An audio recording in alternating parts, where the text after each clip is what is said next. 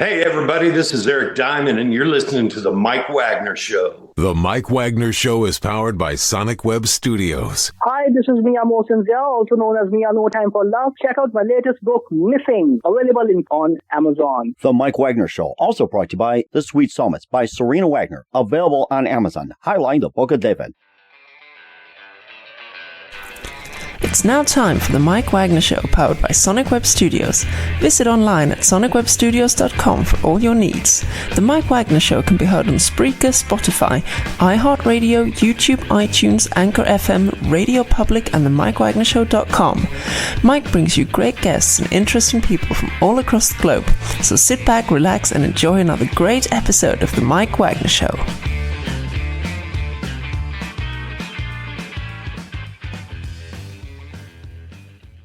Hey everybody, it's Mike from the Mike Wagner Show, powered by Sonic Web Studios, brought to you by official sponsor of the Mike Wagner Show, international warring author Mia Mosinzia, Missing, available on Amazon and paperback and ebook, coming soon, Missing 2 by Mia Mosinzia, double the suspense, double the fun. Check it out on Amazon.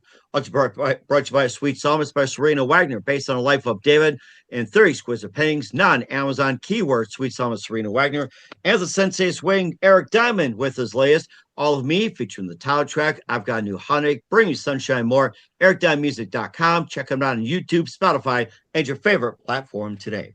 We're here with a terrific gentleman who's an author, professor of sociology and criminal justice at University of Delaware.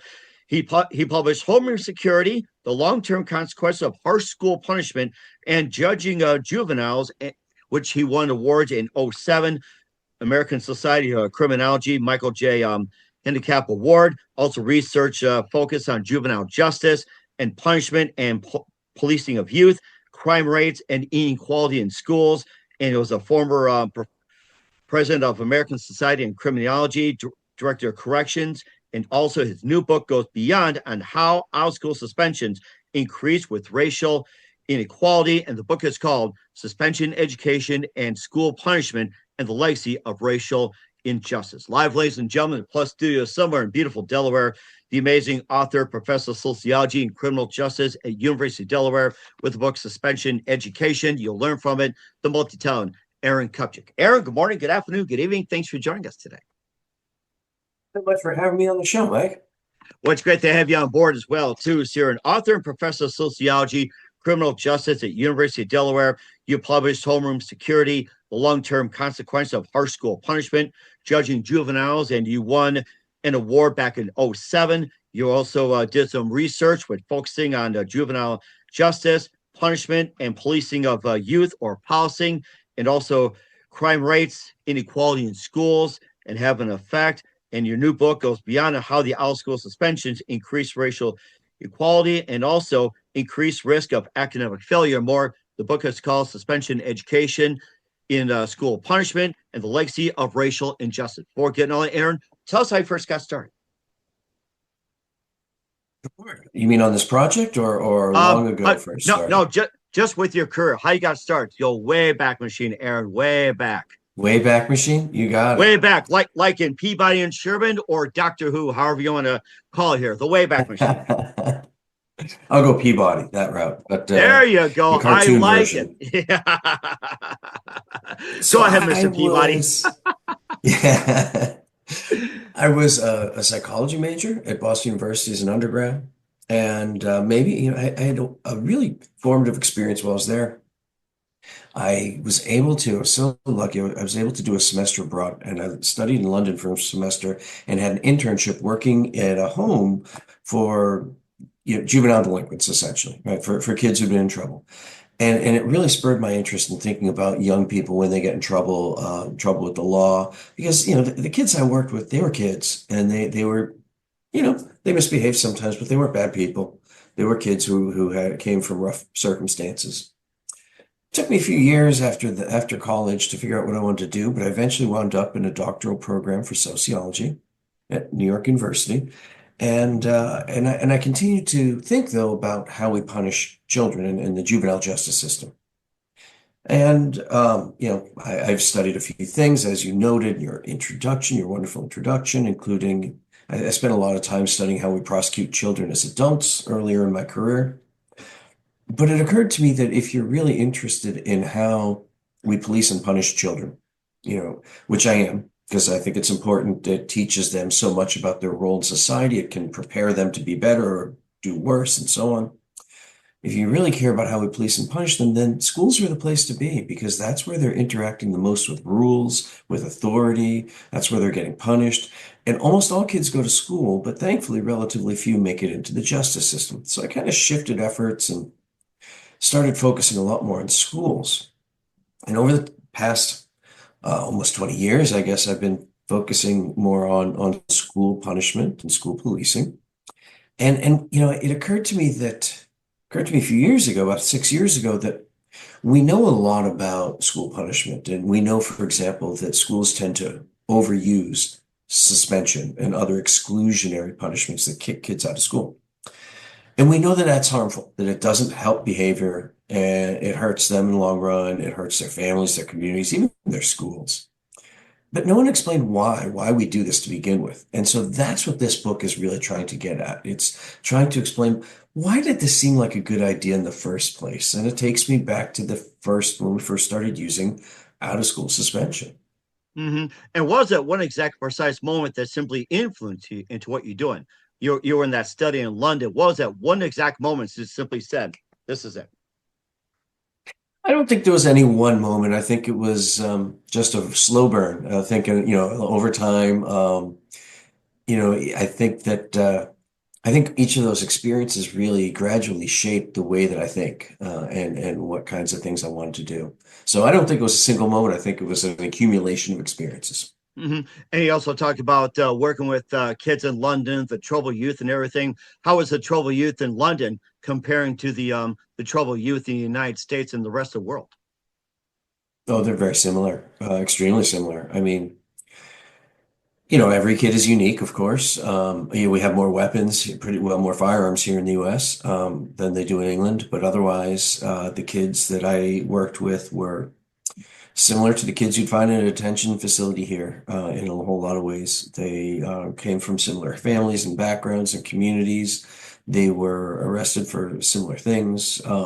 In London, or in England rather, their system is less punitive, as is almost any system in the world, than ours. So you didn't have, if anything, there were more serious offenses that they were, detained for, because less serious offenses that you'd be detained for here don't result in detention there.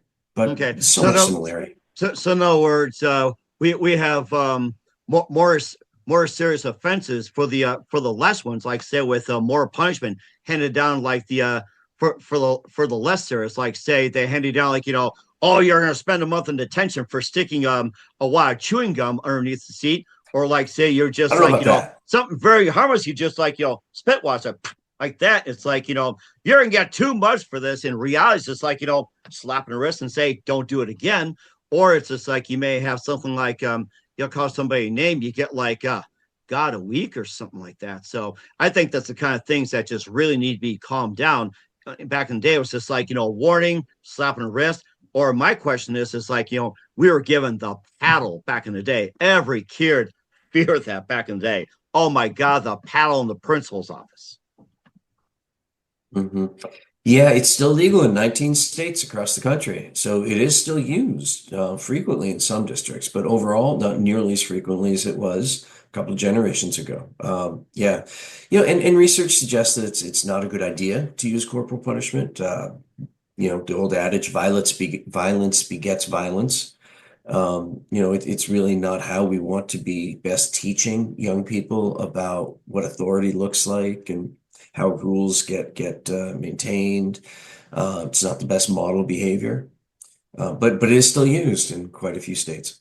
Mm-hmm. And do you think, those was you back in the 60s, 70s, and 80s, and you think they backed up? Do you think the kids actually straightened up much better when they were paddled, or do they show like, more resentments and resentments like in the 60s compared to today?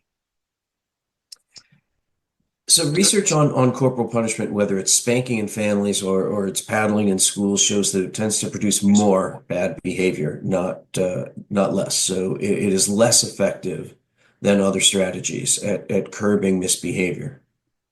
Okay. And of course, your book goes beyond that as well, too. We talk more about with Aaron Kupchik, suspension, education, school punishment, legacy of racial and injustice. Back in a minute, you listen to the Mike Wagner Show at the MikeWagnerShow.com, powered by Sonic Web Studios. Visit online at SonicWebStudios.com for all your needs. Looking at a professional website without breaking your budget, Sonic Web Studios is the answer. Sonic Web Studios offers fast, affordable custom web designs that blow the competition away.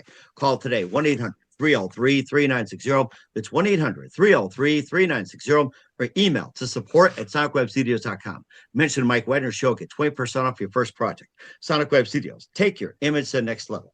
Also, time to give official shout out to our official sponsor of the Mike Wagner Show, international warring author Mia Molson-Zia. If you love fast-paced mysteries, you love Missing by Mia Molson-Zia, available on Amazon, paperback, and ebook. Missing is fast-paced and intriguing with an unforgettable twist. Takes place in 4 countries, 2 strangers, 1 target, where truth is illusion and those who love you to first go missing. It's available on Amazon and paperback and ebook. Missing by Mia Molson-Zia has garnered great reviews. And Evil Evan endorsed by Howard celebrities, including Joanna Cassie, Boris Riley, and many others. So grab your copy today for Girls Missing by Mia Molson-Zia, available on Amazon. Coming soon, Missing 2 by Mia Molson-Zia, double the suspense, double the fun. Check it out on Amazon. Also brought to you by The Sweet Psalmist by Serena Wagner, based on the life of David, killing 30 exquisite pains in King David's Psalms. The Sweet Psalmist gives the new perspective of David through the Psalms he wrote, and as the time as a shepherd where it started, and complicate your turbulent relationship with King Saul. It's story of love, betrayal, repentance, hope, and more. Check out The Sweet Psalmist by Serena Wagner on Amazon. Keyword Sweet Psalmist Serena Wagner. Also brought to you by Sensei Swing. Eric Diamond's latest release, All of Me, featuring title track, I've Got New Heartache, Bring Me Sunshine, Strike a Match, and more. Eric's a multi-award winning artist, inducted in numerous Hall of Fames. Album Entertainer of the Year will be releasing a new CD soon. Check out the amazing Eric Diamond today, ericdiamondmusic.com. Also follow on Facebook, YouTube, Spotify, and more. Also, take on MikeWagnerShow.com, 40 podcast platforms, 100 countries on any mobile device. For great gift ideas, go to Amazon.com. Check out the Mike Wagner Show podcast, t-shirts, pop sockets, throw pillows, tote bags, makes great gifts 24/7. Go to Amazon.com. Check out the Mike Wagner Show podcast. And for more great gift ideas, go to Amazon.com/Mia Molson-Zia. Great books, merchandise, and more. Follow the Mike Wagner Show on Facebook, Spreaker, Instagram, iHeart, YouTube, and more. And support the Mike Wagner Show on Anchor FM, PayPal, and the MikeWagnerShow.com. We're here with the multi-talented Aaron Kupchik of Suspension, Education, School Punishment, and the Legacy of Racial Injustice here on the Mike Wagner Show. And we got some really interesting ground to cover here. And I guess the question that is number one is, why has suspension become commonly used form of punishment? Was, in a nutshell, about resistance to racial desegregation. You see, what happened was, in the decades after the Brown versus Board of Education Supreme Court decision, states were very slow to desegregate their schools. In the South, it typically most didn't desegregate until the 60s when the federal government intervened finally. In the North, some states were even slower because they didn't have segregation laws, but they had segregation in practice. But when schools first started to open the doors to Black students, when they first started to admit Black students into formerly all-white schools, that's the moment when suspension rates started to increase. Before desegregation, it really wasn't a commonly used practice. We didn't kick many kids out of school for misbehavior. We did not suspend frequently. But as soon as schools desegregated, the resistance to that desegregation produced high suspension rates. So it's really, and that makes sense because it's sad, but it makes sense because suspending kids out of school, again, it doesn't help any educational objectives. It doesn't help them learn better. It doesn't help their behavior. It helps a teacher short term, but makes their job more difficult long term. So it doesn't achieve real beneficial outcomes. It really only makes sense if we think of it as at least initially, a way of getting rid of students who are seen as unwanted. Oh my goodness. I did not think about that. That just blows me away. And of course, why is it the Black students are being criticized for it, like, most likely suspended, being kicked out, instead of the white student who would behave the same way as a Black student? I don't get it. And that's still what you see today, that there's enormous disparity in who gets punished, even for the same behaviors. That white students are much less likely to get suspended out of school than Black students, again, even when they're displaying similar behaviors. And what about the Hispanics, the Asians, Latinos, and and of course the Indians and the other races and sectors that combined? It's where it's just like, do they receive the same treatment? Are they getting worse than blacks, or are they getting better or worse than any of them? Well, each group is very different. Asian Americans tend to be punished less frequently than others. Native Americans, there is disturbingly little research on Native Americans and their school punishment, but the research that is there suggests they have very high rates of suspension. Hispanic or Latino youth, results for them varies considerably. Prior research results, that is. Some studies have found that they're considerably more likely to be suspended than white students, but less than African American students. So perhaps in between. But studies also disagree a bit on this, and in part because it's such a broad category. When people refer to Latino or Latina or Hispanic youth, we're talking about people of different generations from very different parts of the world, and so it's a bit of a broad category too. And do you think income is also based as a factor as well? Like, say, coming from poverty, lower class, middle class, upper class, and elite rich. Does that play a factor in? And how much? Absolutely. A student's, well, their parents or their family's income matters. And there are other factors that matter too, like special education or disability status. Kids with disabilities are at much greater risk of being punished in school. LGBTQ youth are at greater risk of being punished in school. Essentially, kids that that aren't what schools might define as the norm, right? Then they're at greater risk. And there are intersections between these. So, for example, perhaps the student most at risk of being punished in school is a Black student with a disability, the combination. Oh my gosh. And what about religion as well? No, that's a great question. I don't know that I've ever seen any research that has addressed the issue of religion, nor do I know if the data aren't tracked by the federal government, by the Department of Education, the way that each of those other characteristics are. Well, not sexuality, not LGBTQ status, but disability is, race is, ethnicity is. So it's a great question, Mike, and I'm not sure. Mm-hmm. And I think that can be looked as well too. And of course, the academic rate, varies in some have a great academic rate, some are poor, and also the dropout rate as well too. It seems to be rather staggering these days. Yeah, it's a bit complicated, right? There are more people who go to school today than there, if you compare it to over time, to a generation or two ago when not everyone went to school. Now there are more children who go to school, but dropout rates are problematic, and particularly for kids who get suspended out of school. That's one of the many harms that comes. Not, as I mentioned already twice, I think not only does it help, or it doesn't help improve behavior, but it puts these kids at risk. It puts them at risk of failing in school or being held back a grade, failing to graduate, which of course has long-term implications for income and career potential. It places them at other risks too.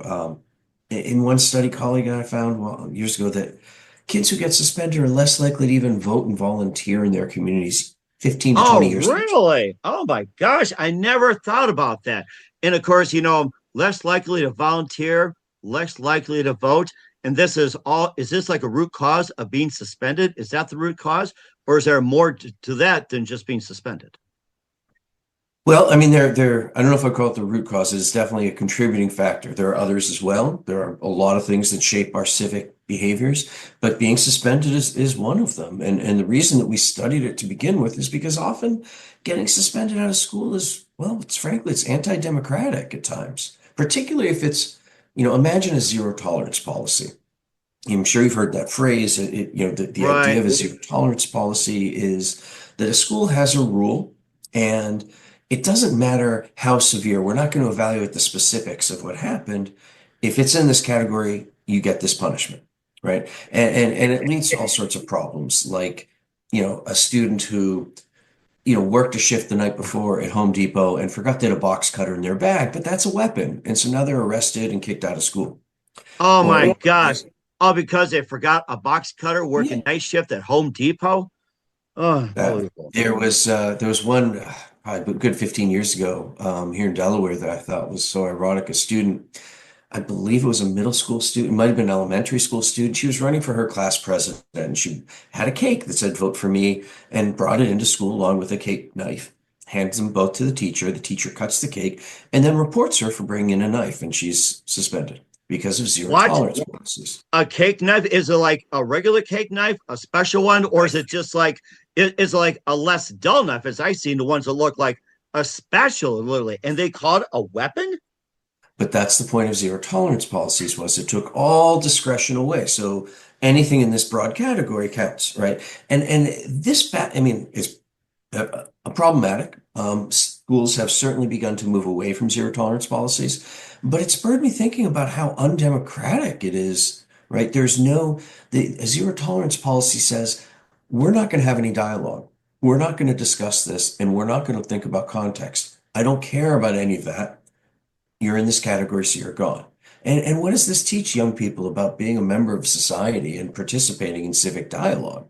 So that was, just I think I got off on a little bit of a tangent on that one, thinking about the many harms of suspending kids, though. It's perfectly okay because I think you brought up a great point about zero tolerance, and that has been implemented about what was it, 5, 10 years ago? When was that implemented? I forget.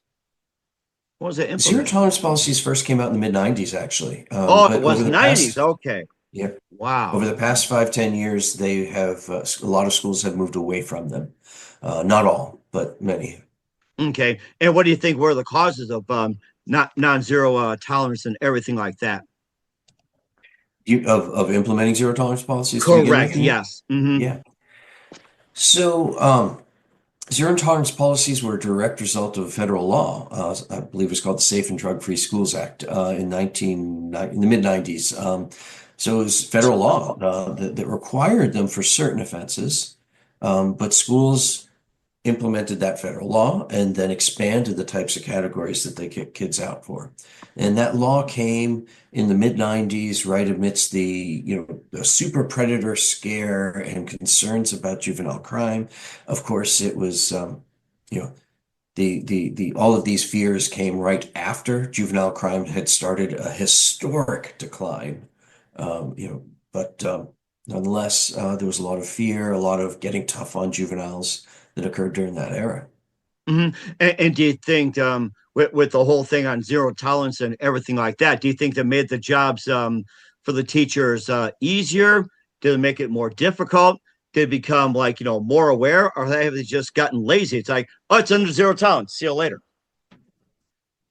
Well, I don't think it's really on the backs of the teachers. I think that the principals are the ones who decide whether it's zero tolerance. Teachers write up a referral slip and say, you got to go to the principal. You're out of my room, and they're gone. So I always hesitate to I don't like calling teachers lazy. I think that by and large, teachers, they're doing a tough job and an incredibly important job with insufficient support, and so I don't want to pile on to them.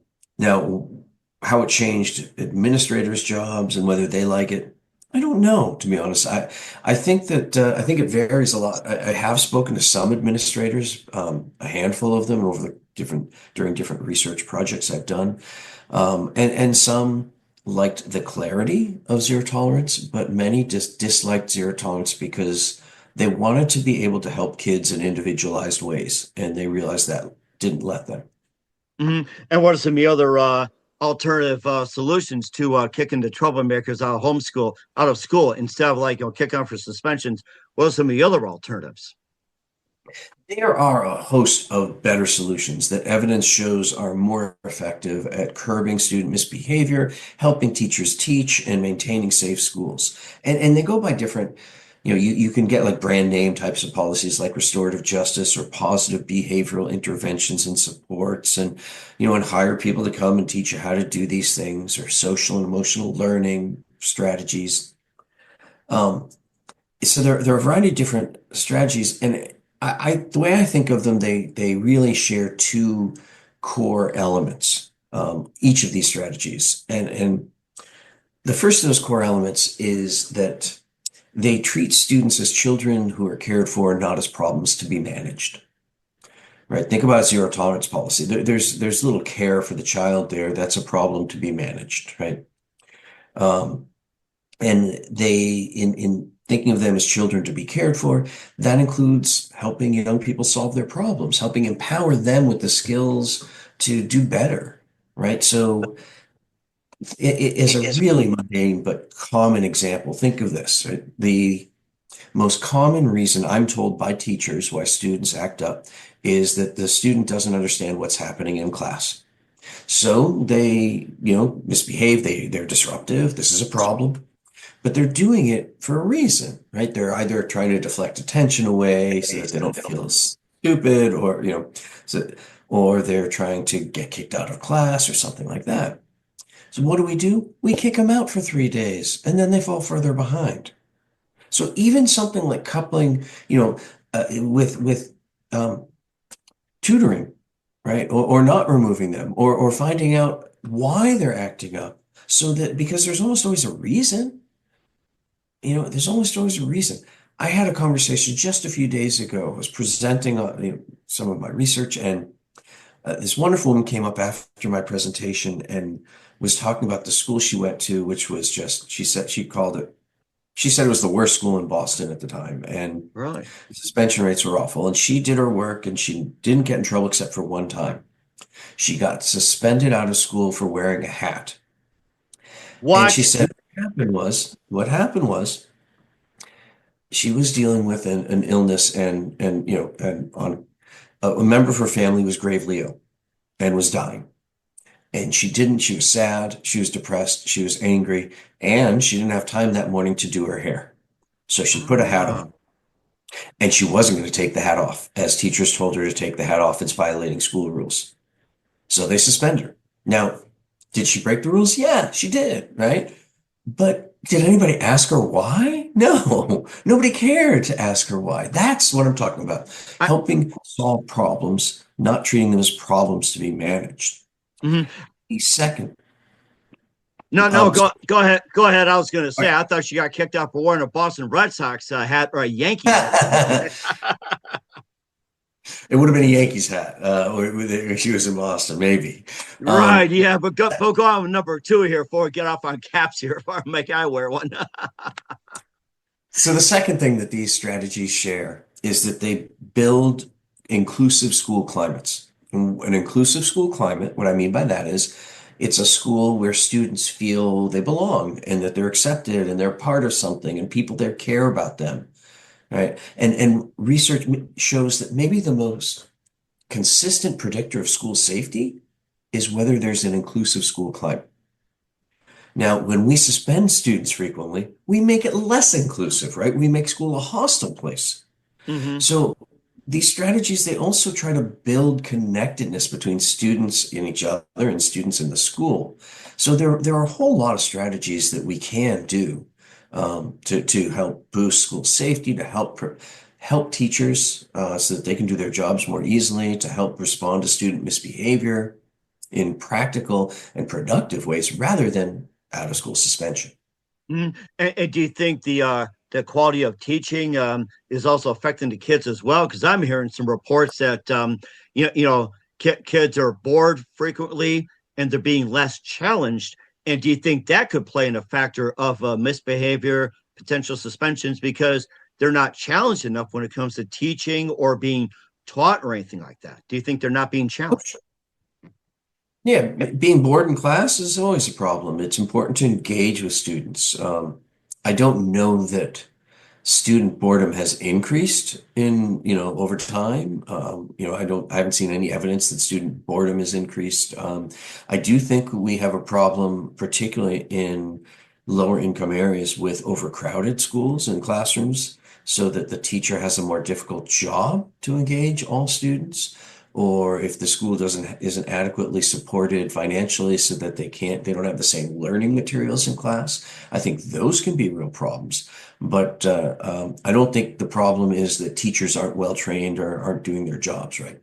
Mm-hmm. And I think it also goes back to, you're right, with the class size. And I was reading about this, that the larger the class size, the less attention school gets, especially those who are slow in learning and they're trying something to distract and everything. But of course, at the same time, you also get fewer students and they get better attention. So that's one of the main concerns I have, is that, class size plays part of it. Absolutely. We need to do a better job of supporting teachers, right? Which means lower class size, better learning materials. It also means more, where needed, teachers' aides or tutors. So again, if a student is acting up because they don't understand what's going on or because they're dealing with something in their family, there's somebody there who can take the child outside in the hallway and talk to them and try to address what's going on without the teacher having to stop lesson plan, or not plan, but stop the lesson they're engaged in, or have to send the child to the office with a disciplinary referral. And also speaking of that, school officers used to be present as well too, and it seems to be increasing.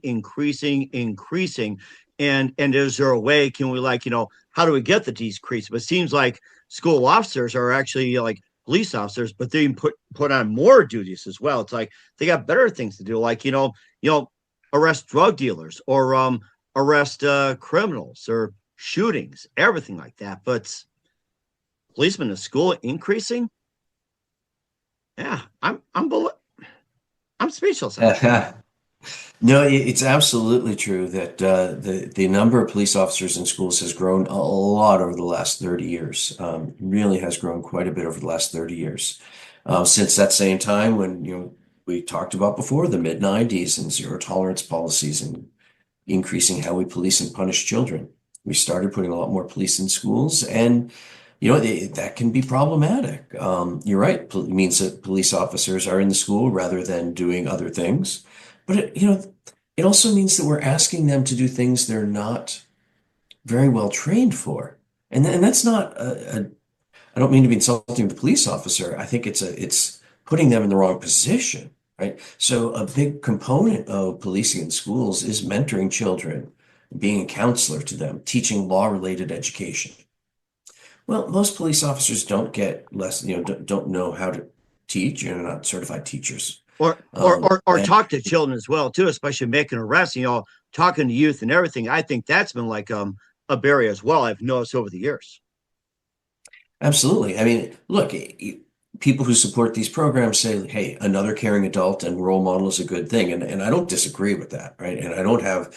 I'm not suggesting that police officers in schools are bad role models or bad people, but I find it interesting that we want police officers to be the ones that are counseling and mentoring our children when they have real crises, not certified counselors or mentors who can, for example, hold their confidence, right? A police officer can't hold the confidence of somebody if they hear about a crime being committed.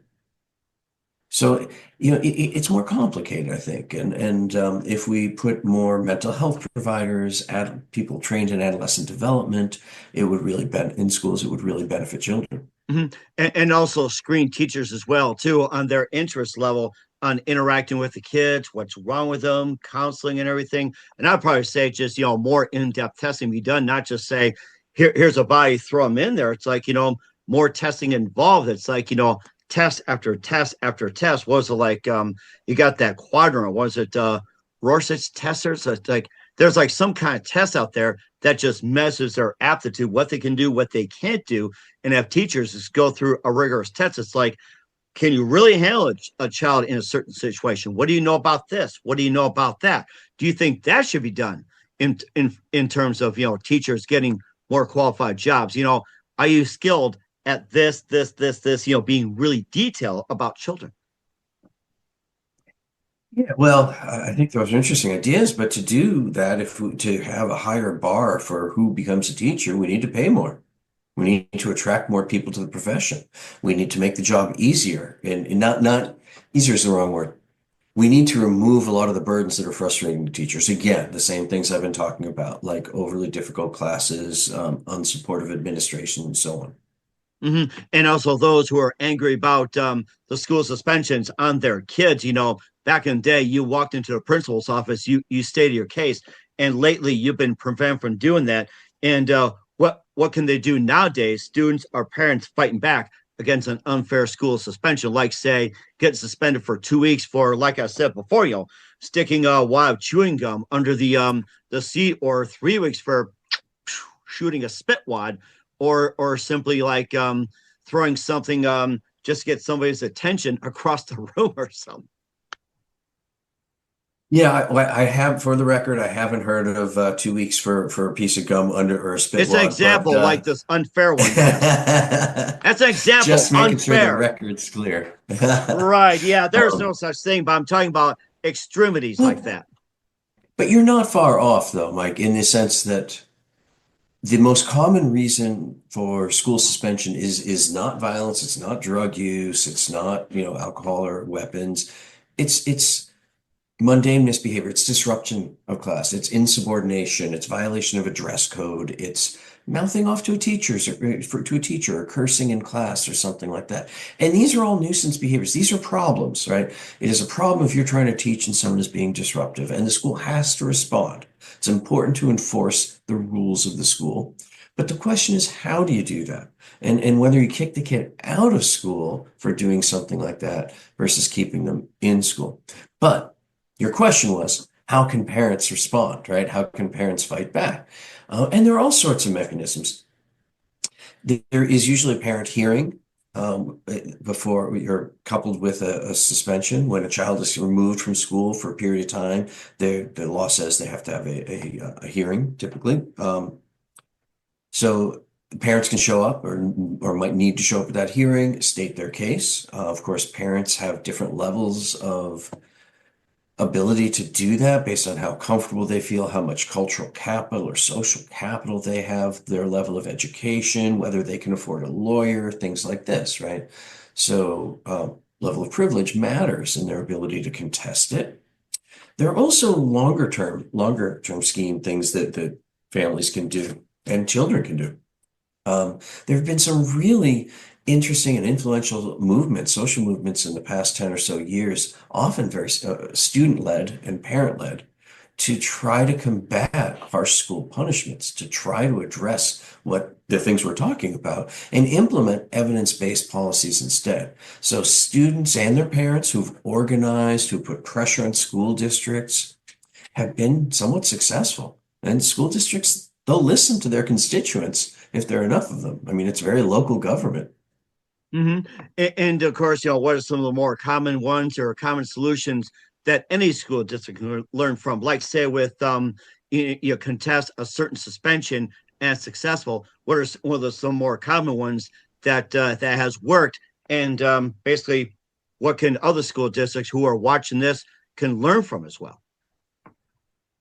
Well, for school districts that are watching this or reading material on this, my hope is that as school districts start to rely less on suspension, and we've already seen that tracking, right? So for the past 10 or so years, suspension rates across the country have been going down somewhat.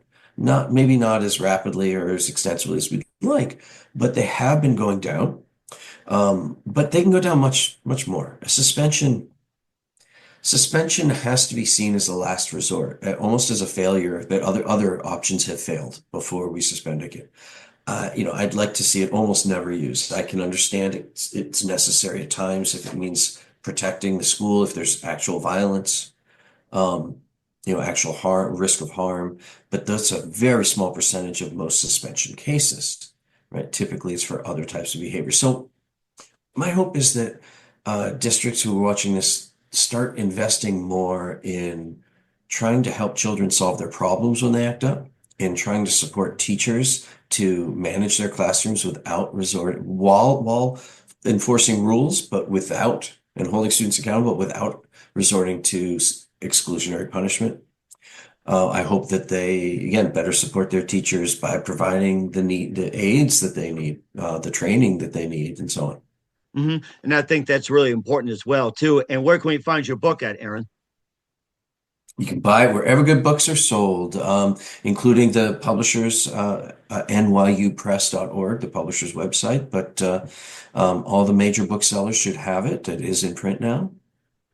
Okay, we'll certainly check that out. What's coming up for Aaron Kupchik in 2025 with the book Suspension Education in School Punishment, Legacy of Racial Injustice with Aaron Kupchik? You listen to The Mike Wagner Show at themikewagnershow.com, powered by Sonic Web Studios, brought to you by official sponsor of The Mike Wagner Show, international warring author Mia Missing.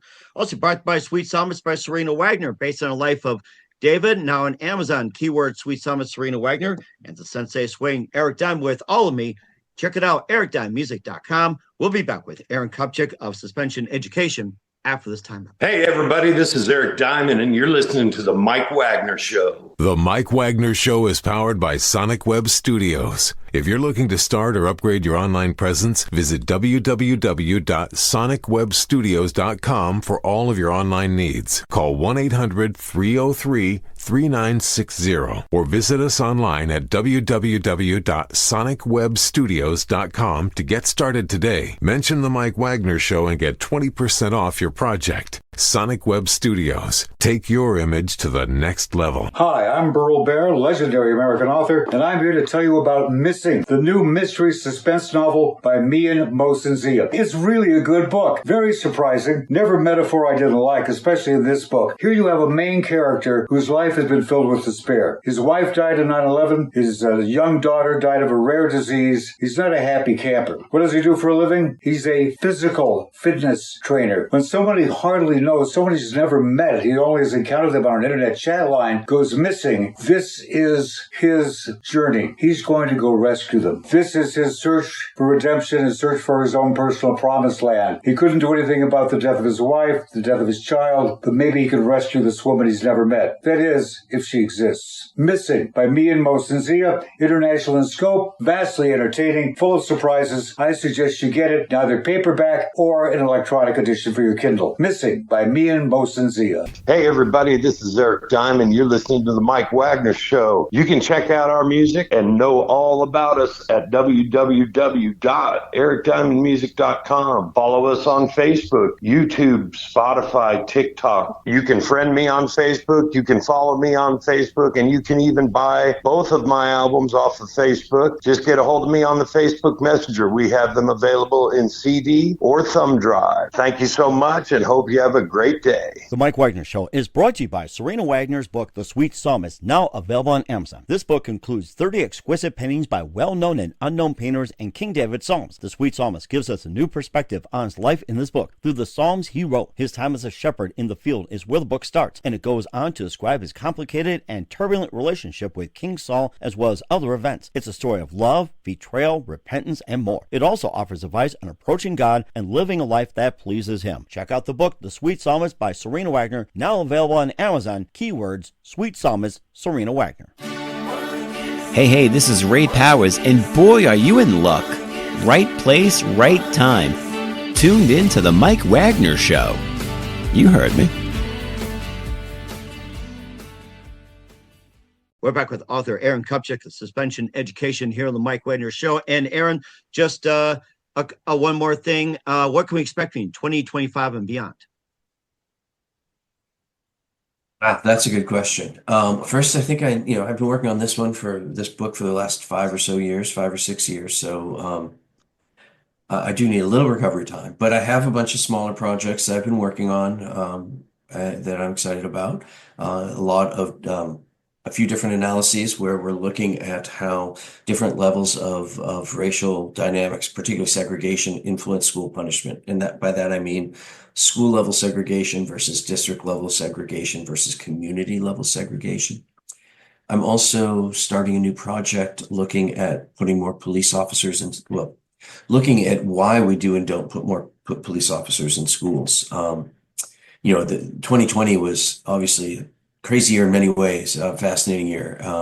The defund the police movement saw a lot of school districts remove police officers, and many of them brought them back.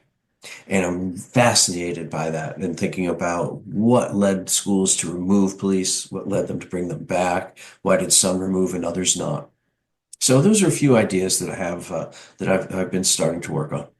And we're certainly looking forward to that as well, too. And who do you consider biggest influence in your career?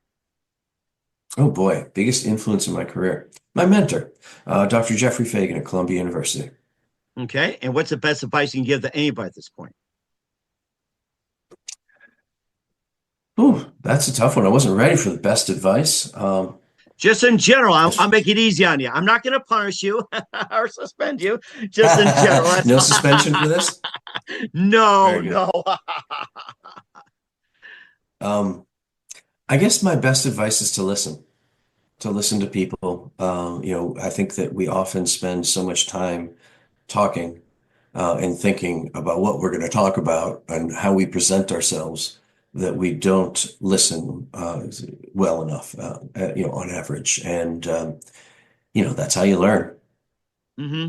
I think that is an excellent point. People need to listen more. That's really amazing. We're here with author Aaron Kupchik of Suspension Education and School Punishment, Legacy of Racial Injustice here on the Mike Wagner Show. Aaron, a very big thank you for your time. You've been absolutely fantastic. Learned a lot. Looking forward and soon. Keep us up to date. Keep in touch. Love to have you back again. What's your website? How do people contact you? Where can people purchase or check out your book? So my website is www.aaronkupchik.com. That's my name. And there's a link to purchase the book there. They can do it on any major booksellers on nyupress.org. They can contact me through the website as well. So that's how people can reach me. And thanks so much, Mike. This is a lot of fun. I appreciate this. And certainly a lot of fun as well, too. And we're looking forward to having soon, Aaron. Keep us up to date. Keep in touch. Love to have you back. We wish all the best. And Aaron, you definitely have a great future. How are you?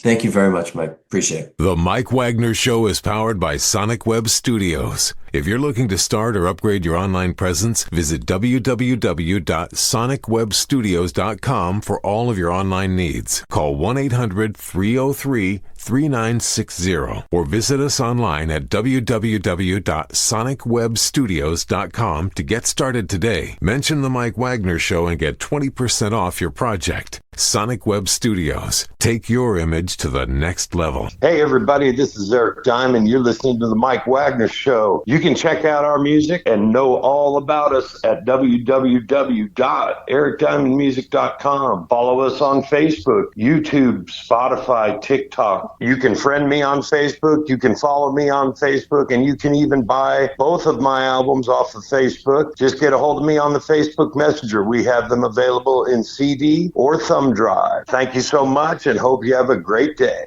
Hi, I'm Burl Bear, legendary American author, and I'm here to tell you about Missing, the new mystery suspense novel by Mian Mosensia. It's really a good book. Very surprising. Never metaphor I didn't like, especially in this book. Here you have a main character whose life has been filled with despair. His wife died in 9/11. His young daughter died of a rare disease. He's not a happy camper. What does he do for a living? He's a physical fitness trainer. When somebody hardly knows, someone he's never met, he only has encountered them on an internet chat line, goes missing. This is his journey. He's going to go rescue them. This is his search for redemption, his search for his own personal promised land. He couldn't do anything about the death of his wife, the death of his child, but maybe he can rescue this woman he's never met. That is, if she exists. Missing by Mian Mosensia, international in scope, vastly entertaining, full of surprises. I suggest you get it, either paperback or an electronic edition for your Kindle. Missing by Mian Mosensia. The Mike Wagner Show is brought to you by Serena Wagner's book, The Sweet Psalmist, now available on Amazon. This book includes 30 exquisite paintings by well-known and unknown painters and King David Psalms. The Sweet Psalmist gives us a new perspective on his life in this book. Through the Psalms he wrote, his time as a shepherd in the field is where the book starts, and it goes on to describe his complicated and turbulent relationship with King Saul as well as other events. It's a story of love, betrayal, repentance, and more. It also offers advice on approaching God and living a life that pleases him. Check out the book, The Sweet Psalmist by Serena Wagner, now available on Amazon. Keywords, Sweet Psalmist, Serena Wagner. Thanks for listening to The Mike Wagner Show, powered by Sonic Web Studios. Visit online at sonicwebstudios.com for all your needs. The Mike Wagner Show can be heard on Spreaker, Spotify, iHeartRadio, iTunes, YouTube, Anchor FM, Radio Public, and themikewagnershow.com. Please support our program with your donations at themikewagnershow.com. Join us again next time for another great episode of The Mike Wagner Show.